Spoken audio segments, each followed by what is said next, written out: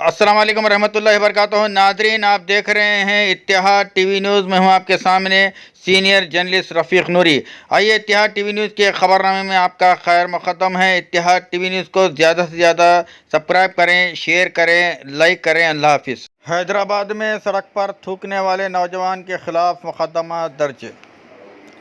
حیدرآباد میں ایک نوجوان کے خلاف سڑک پر تھوکنے پر پولیس نے مقدمہ درج کر لیا ہے۔ 2 دن قبل حکومت نے کورونا وائرس کو پھیلنے سے روکنے کے لیے سڑک پر تھوکنے والوں کے خلاف قانونی کارروائی کا انتباہ دیتے ہوئے احکامات جاری کیے تھے اور سڑک پر تھوکنے پر پابندی عائد کر دی تھی، جس پر آج حیات نگر میں پولیس نے عبدالمجید نامی نوجوان کو سڑک پر تھوکتے وقت پکڑ لیا اور 2 مختلف دفعات کے تحت مقدمہ درج کر لیا گیا ہے۔ دہلی وقف بورڈ نے کورونا وائرس کے ذریعے فوت ہونے والوں کی نعشوں کو تدفین کے لیے ملک کے دارالحکومت دہلی میں ایک علیحدہ قبرستان قائم کرنے کا فیصلہ کیا ہے۔ دہلی وقف بورڈ نے اس کے لیے ایک علیحدہ قبرستان مختص کرنے کا فیصلہ کیا ہے کیونکہ مقامی لوگوں کو کورونا وائرس سے مرنے والے افراد کی تدفین پر اعتراض ہے۔ بورڈ کے chief executive officer S M Ali نے بتایا کہ دہلی وقف بورڈ نے دہلی کے آؤٹر رنگ روڈ کے ملینیم پارک میں واقع جدید قبرستان کو کورونا وائرس سے فوت ہونے والے افراد کی نعشوں کی تدفین کا فیصلہ کیا گیا ہے۔ حکومت کے سی او نے بورڈ کے فیصلے کی کاپی کو دہلی حکومت اور محکمہ صحت کے سیکریٹری کو بھیجا ہے۔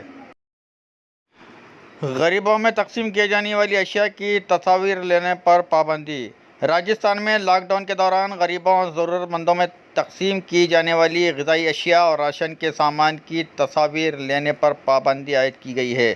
چیف منسٹر اشوک گہلوٹ نے کہا ہے کہ کوئی بھی تنظیم، سیاسی جماعتیں غریبوں میں اشیاء تقسیم کرتے وقت فوٹوز نہ لیں۔ اس کام کو سیاسی وابستگی سے دور رکھتے ہوئے کرنا چاہیے۔ انہوں نے کہا ہے کہ لاک ڈاؤن کے دوران ریاست میں ایک فرد کو بھی بھوکا نہیں رکھا جائے گا۔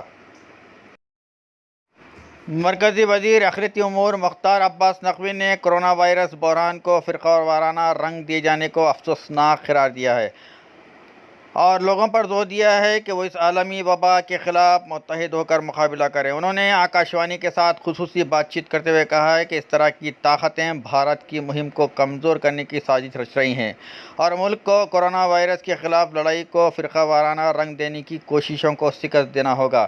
وزیر موصوف نے عوام سے کہا ہے کہ وہ اس بارے میں سوشل میڈیا پر سماعت دشمن سازشوں اور افواہوں کو مسترد کر دیں۔ پابندیاں قبل از وقت ختم کرنے سے کورونا کے نئے معاملات کا خدشہ، ورلڈ ہیلتھ آرگنائزیشن کا بیان۔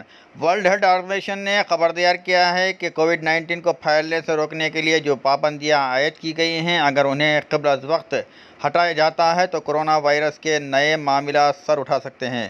عالمی ادارہ صحت کے سربراہ نے جنیوا میں ایک آن لائن پریس کانفرنس میں کہا ہے کہ WHO پابندیاں آہستہ آہستہ ختم کرنے کی حکمت عملی پر متاثرہ ملکوں کے ساتھ مل کر کام کر رہا ہے۔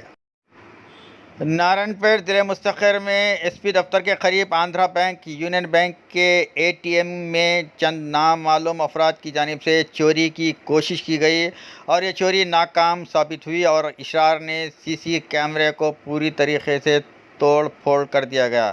اس کی اطلاع ملنے پر پولیس مقام میں واردات پر پہنچ کر ڈی ایس پی مدھوسودن راؤ نے باریک بینی سے اے ٹی ایم کا معائنہ مشاہدہ کیا۔ اس موقع پر پولیس ایک کیس درج کرتے ہوئے نامعلوم افراد کے خلاف تحقیقات کا آغاز کیا ہے۔